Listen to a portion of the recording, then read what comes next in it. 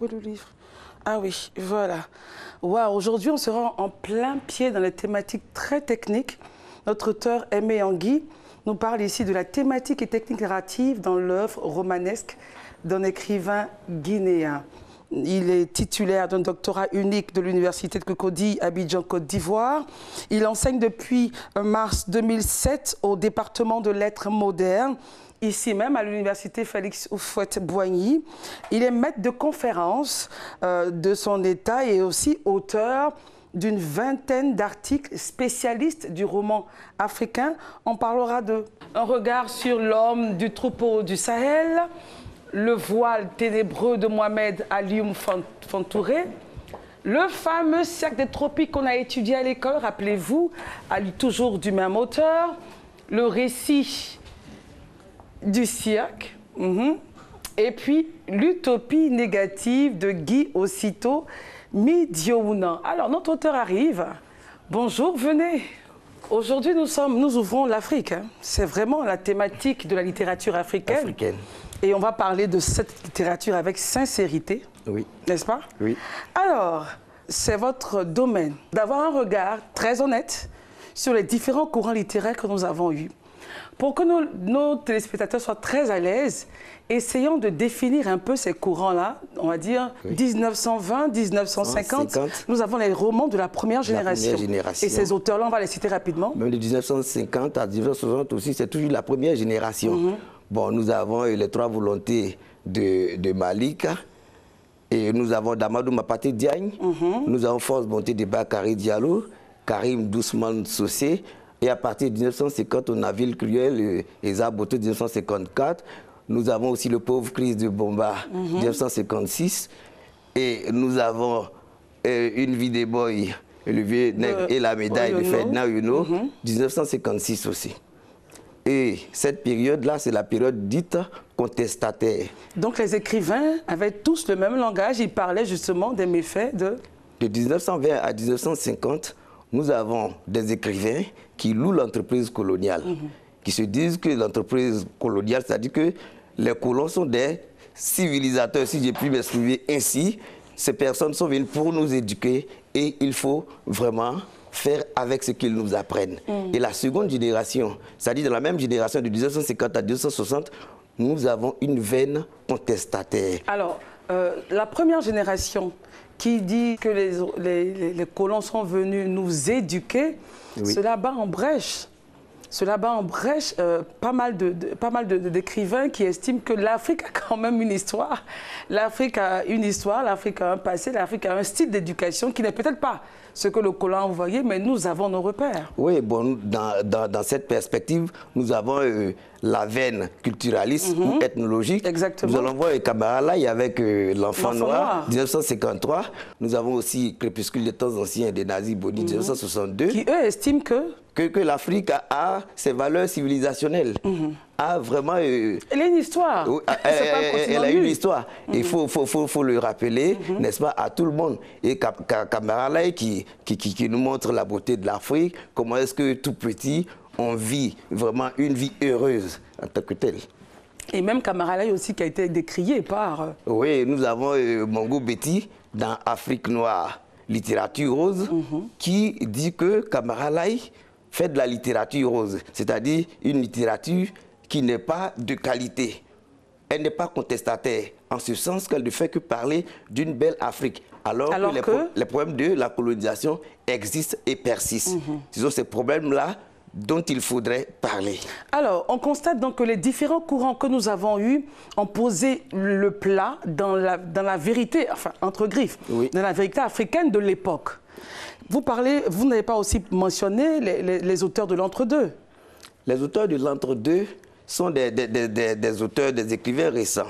Ceux de l'entre-deux parlent de l'immigration, de l'exil, de la migration. Nous avons des auteurs comme Alain Babakou, Sandrine Bessora, Sami Tchak. Ces écrivains vivent en Europe, en Occident, et se situent entre deux continents, l'Occident et l'Afrique. La thématique est l'immigration. Et c'est je dirais, une troisième génération qui n'est pas encore formalisée, qui est en train de se créer. Abdrahmane Ouaberi les appelle les enfants de la post-colonie et Jacques Chevrier les appelle les écrivains de la migritude. Migration plus négritude, ça devient un mot valise qui nous donne migritude. Ok. Alors, quand on regarde un peu, on est parti de 1920 et jusqu'à aujourd'hui, c'est ce courant entre deux. Comment est-ce que vous, en tant que spécialiste, et je souhaiterais vraiment avoir votre point de vue, pour nous, en tant qu'Africains d'aujourd'hui, 2018, quel est le regard que nous devons avoir de notre Afrique tel que traduit par certains auteurs, tout semble rose. Certains nous disent non, ce n'est pas ça la vraie Afrique. Quel est, vous, en tant que spécialiste, votre conseil? Ou vers quel courant devons-nous nous porter?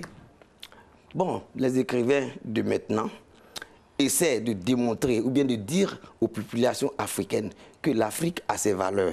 On peut même rester en Afrique et réussir. Le succès n'est pas géographique. Le succès n'est pas, et même quand vous prenez le vent de l'Atlantique de Fatou Diom, vous prenez plusieurs écrits d'Alain Mabankou, Black Baza et autres. Exactement. Même il décrit même le comportement de certains Noirs qui se retrouvent en Occident à ne rien faire et à ne faire que s'habiller, se jouer les sapeurs, comme on le dit, entre guillemets.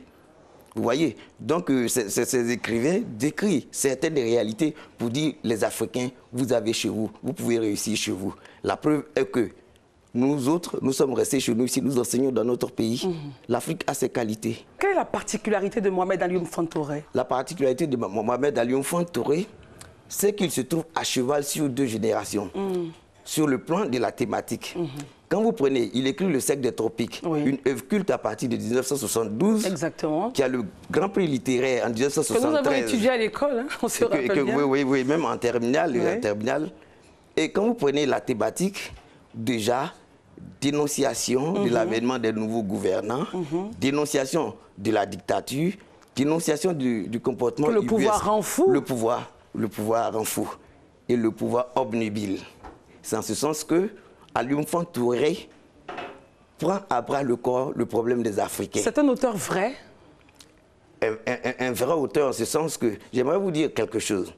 Il fait sortir sa deuxième œuvre en 1975, le récit du cycle de la vallée des Bords, qui abonde dans le même sens, c'est-à-dire dans la même veine thématique que le cercle des tropiques.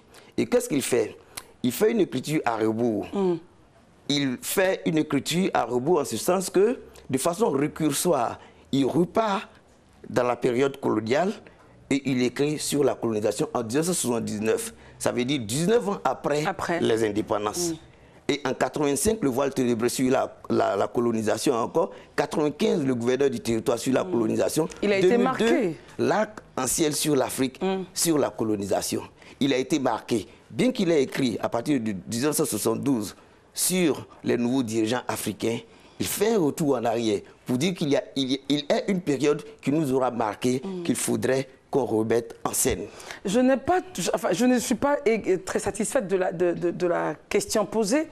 En tant qu'Africains, nous aujourd'hui, si nous devons ouvrir les pages de l'histoire, vers quel courant vous, je ne dis pas un auteur, vous personnellement, vers quel courant vous pourriez nous orienter pour connaître vraiment, avec honnêteté et sincérité, la vraie histoire de notre continent? Je dirais le roman social, le roman qui parle des réalités sociales, des maux, des problèmes au quotidien.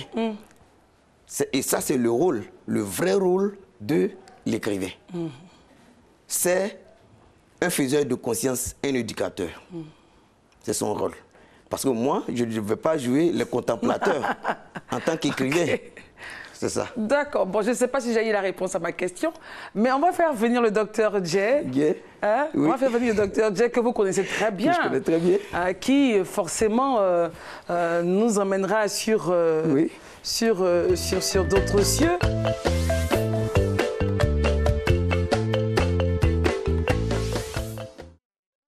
Bonsoir, docteur. Bonsoir, docteur.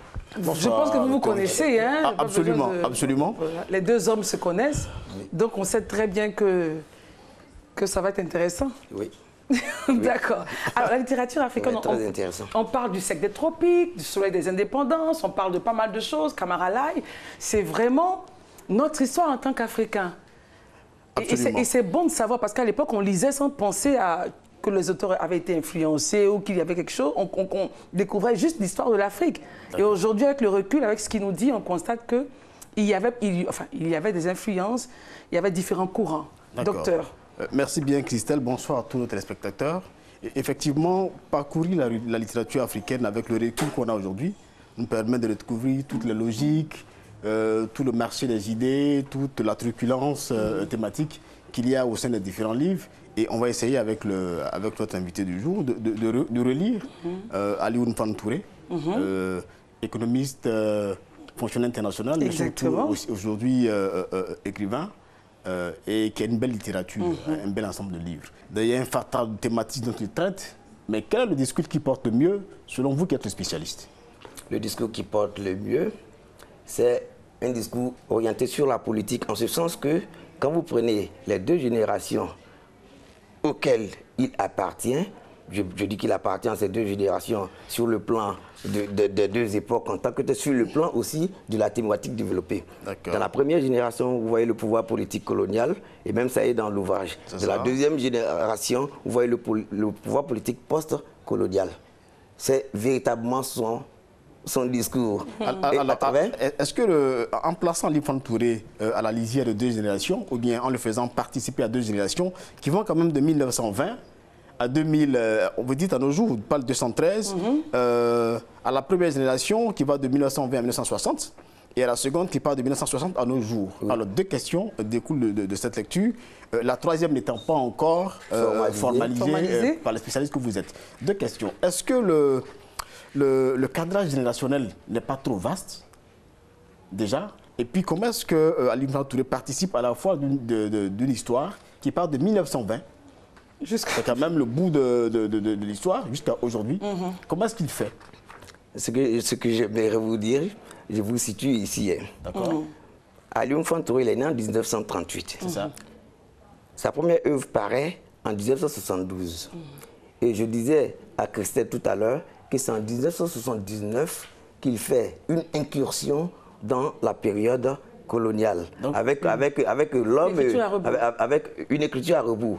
Et même c'est signifié dans l'ouvrage, une littérature à rebours. Il fait une incursion dans la période coloniale. Quand bien même cette période serait passée, sur le plan de la thématique, il va se situer en deux générations parce que là, il a une vue claire des deux époques en tant que telle. De façon synoptique dans ses œuvres, vous voyez qu'il y a une sorte de bipartition. Partie coloniale, partie alors la question c'est pourquoi est-ce qu'Alioune Touré porte ce regard à rebours? Est-ce qu'il est influencé par le fait de vivre en Occident? Bon, d'abord ce que je vais vous dire, il entre de plein pied dans la littérature post-coloniale, c'est-à-dire juste après le staccato des indépendances en 1960. C'est un exilé. Ils ont connu les affres, vraiment le martyr, n'est-ce pas, que Sékou Touré leur a imposé. Quand vous prenez Thierno Monenebo, vous prenez William Sassine, ça c'est l'écriture de l'exil. Ce sont des écrivains qui ont vraiment... Ce sont des grands classiques guinéens qui ont... Même Camara Laye a connu cet exil. Quand vous prenez la Guinée, la plupart des écrivains ont connu cet exil. Qu'est-ce qu'il fait? De plein pied, il se met à écrire sur, n'est-ce pas, la période post-coloniale. D'abord. Et après cet examen minutieux de la situation post-coloniale, que se dit-il? La Guinée et la France ayant des relations tumultueuses. Il y a un désamour. Et quand paraît sa seconde œuvre, le récit du cycle de la vallée des morts en 1975, toute la presse européenne s'est dit que voici un grand livre, voici un grand roman, qui fait une sorte de panorama des maux dont souffrent les populations africaines. Il y a la joie, évidemment, et ça a été traité de grands livres. Mais ce que j'aimerais vous dire, il serait utopique de dire qu'un roman viendrait changer radicalement le monde. D'accord. L'écrivain a un rôle, celui de conscientiser, celui de faire prendre conscience aux populations des maux dont elles souffrent, des maux au quotidien. Qui sont au quotidien d'accord. Voilà. Ce sont les résultats du regard qu'il pose sur la période, sur la première période de son écriture littéraire. Oui. Et sur la deuxième. Sur son écriture à rebours. Son écriture à rebours. Et au niveau de son écriture à rebours, vous voyez que il reprend la thématique de la guerre mondiale, c'est-à-dire qu'il part des années 30 à 1945 jusqu'à la fin de la Deuxième Guerre mondiale, pour montrer comment est-ce que des Noirs ont été déportés, je dis bien déportés en Occident, pour combattre pour l'Occident. Est-ce que c'est le sens, le sens de la thématique de l'immigration qui va apparaître après dans les écrits littéraires? Dans les écrits littéraires, bon, ça se veut plus moderne concernant l'immigration. Vous voyez, nos populations jeunes, les jeunes maintenant de nos jours, voudraient aller en Occident parce qu'on leur a parlé d'un Eldorado. On leur a parlé d'un lieu paradisiaque. Quand vous prenez les œuvres d'Alain Mabankou, cela foisonne dans ces œuvres. Dans ces œuvres, d'accord. Vous voyez les malversations des Africains là-bas. Ça dit que ça leur plaît d'aller là-bas, faire toutes sortes, je dirais, de boulot entre guillemets. Alors la question c'est, alors que le discours littéraire n'est pas ne pénètre pas beaucoup les populations africaines, parce que la lecture, ce n'est vraiment pas malheureusement le plus grand hobby, n'est-ce pas, des jeunes africains. Comme on le dirait, le dada. Ce n'est pas le dada des jeunes africains. Pourquoi est-ce que, alors que ce discours littéraire ne prend pas, on a l'impression que le phénomène de l'immigration gagne en ampleur, alors qu'il y a une description, j'ai envie de dire, tout à fait pratiquement nauséeuse, n'est-ce pas, de l'Occident et aussi de l'Afrique. Je vais vous dire quelque chose. Allez-y. Les difficultés qu'on rencontre face à la réception critique du discours littéraire, la réception au sein des populations, c'est-à-dire comment est-ce qu'on reçoit le message qu'on veut véhiculer, est difficile partout. Même quand vous voyez l'Occident, les Occidentaux ne lisent pas aussi. Vous prenez un Occidental ou bien un Français, vous lui demandez mais qui a été général de Gaulle, le général de Gaulle? Ils vont vous dire, mais le général de Gaulle, c'est qui? Alors que c'est la contemporanéité qui est évoquée là. Vous comprenez? C'est-à-dire que les gens ne lisent pas. Moi, je suis parti à Paris. Concernant mon ouvrage, j'étais à l'Harmattan. Denis Prien, le directeur de l'Harmattan, m'a dit, professeur Anguy, votre ouvrage, c'est un ouvrage critique, ça ne se lit pas comme ça. Absolument. Si les universités françaises étaient ouvertes présentement, nous partirions là-bas pour que vous présentiez votre ouvrage. D'accord. Revenons donc à notre auteur. Oui. Et alors, en quoi Aline Fan Touré, dans le traitement des thématiques qui sont révélées, en quoi est-ce qu'il se particularise? J'aimerais vous dire quelque chose. Il est dans l'engagement dont parlait Jean-Paul Sartre. Il se trouve qu'il est un écrivain engagé en ce sens que à toutes les périodes, qu'est-ce que la littérature, Jean-Paul Sartre, à chaque époque, il a son mot à dire. Et même encore, je voudrais vous dire qu'il a un dernier roman qui est apparu en 2015 qu'on appelle L'hiver des migrants. Ça veut dire qu'il est encore dans la nouvelle perspective de l'immigration ou de la migration. Alors, est-ce qu'il n'y a pas, vis-à-vis de l'écriture d'Aline Fan Touré, vis-à-vis de sa vie, tout simplement, une sorte de hiatus entre la description qu'il fait de l'Afrique, mais aussi du rapport, de l'influence de l'Occident sur l'Afrique et le fait qu'il s'exile, qu'il vive toujours en Occident? Il faut dire que l'homme est toujours vivant. Hein? Non, oui, il est toujours vivant, il est toujours vivant. Ce que j'aimerais vous dire, il est des personnes qui portent un regard critique sur l'Occident et qui mangent à toutes les escarcelles de l'Occident. Il ne lui est pas interdit. C'est un mot un peu trop fort de manger à toutes les escarcelles. À tous les râteliers aussi. Mais ce que j'aimerais vous dire, c'est qu'il est parti très jeune en France. Mais je voudrais faire cette comparaison. On a vu de grands intellectuels partir en exil, et lorsque les vents se sont estompés, revenir. On a vu Melfoté revenir, partir en Guinée et tout ça. Pourquoi est-ce qu'un auteur aussi critique qu'Aline Fan Touré ne fait pas ce même pas? Il est des écrivains, comme la plupart des écrivains africains, que la phobie de la Guinée a toujours poursuivi jusqu'en Occident. C'est bon de rester sur cette chute-là, parce que je sais que les professionnels, les érudits de la chose vont continuer. Alors, docteur, rapidement, votre regard sur l'œuvre d'Aimé Anguy. Je pense que cet ouvrage critique de mon collègue Aimé Anguy nous replonge un peu dans la belle littérature des années lycée et collège, mais surtout dans les grands classiques africains, Aline Fan Touré, dont les écrits reviennent sur l'histoire de la Guinée précoloniale, coloniale et même postcoloniale, et dont les textes, dont certains sont vraiment récents, posent avec beaucoup d'acuité, de clairvoyance, les problèmes qui sont des problèmes à la fois propres à la Guinée en tant que pays, mais en même temps des problèmes propres à toute l'Afrique et surtout à la jeunesse africaine. Voilà, voici ce que je puis dire. Il est bon que les enseignants, les critiques, qui s'intéresse à cet auteur de référence parcourt cet ouvrage parce que Henri Aimé est l'un des grands critiques. Alors pour terminer, vous l'avez rencontré? Je ne l'ai pas rencontré. Jusque-là, je n'ai pu le rencontrer parce qu'il est beaucoup discret, dirait-on. Et même, il va à des festivals internationaux de livres, mais il est beaucoup discret. L'homme aurait environ aujourd'hui près de 90 ans. 80 ans. Il est né en 1938. Hein, donc, ce que j'avais voulu vous dire. Rapidement. Et en 1973, quand il a reçu le grand prix littéraire d'Afrique noire, il a donné le montant à l'UNICEF pour aider les enfants du Sahel. D'accord. Ben nous, moi, je souhaite vraiment que vous puissiez les rencontrer parce que vous le méritez. Je vous remercie, Christelle. Voilà, l'œuvre est à conseiller aux érudits, aux professionnels, aux professeurs. Moi qui suis simple lectrice, j'ai pris plaisir simplement à relire et à comprendre ces œuvres-là que nous avons lues à l'école. C'est une œuvre à conseiller que tous les professeurs, que vous soyez professeur de français, de géographie, enfin bref, vous devez savoir ce que notre Afrique a vécu, le regard de Aimé Anguy. En tout cas, merci beaucoup. Merci d'être venu, Monsieur Anguy. Merci, Docteur, Christelle. merci d'être venu. Merci, Christelle, et à bientôt. On se retrouvera la semaine prochaine pour une autre émission de Entre les lignes. D'ici là, vive la lecture. Au revoir. Merci.